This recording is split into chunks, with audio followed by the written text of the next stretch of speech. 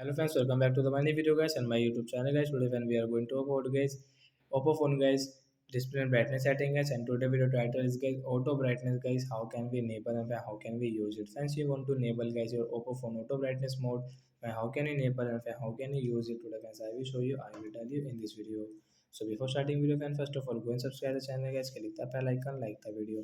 Friends, now let's see how can we enable guys Oppo phone auto brightness and how can we use it. So means you will have to on guys your phone setting guys.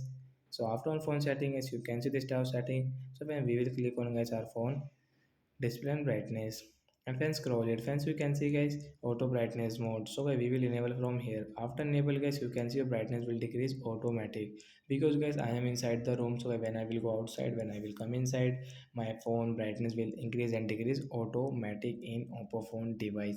So like that guys, you can enable guys your Oppo phone auto brightness setting guys, and you can use it. So bye guys, thanks for watching the video.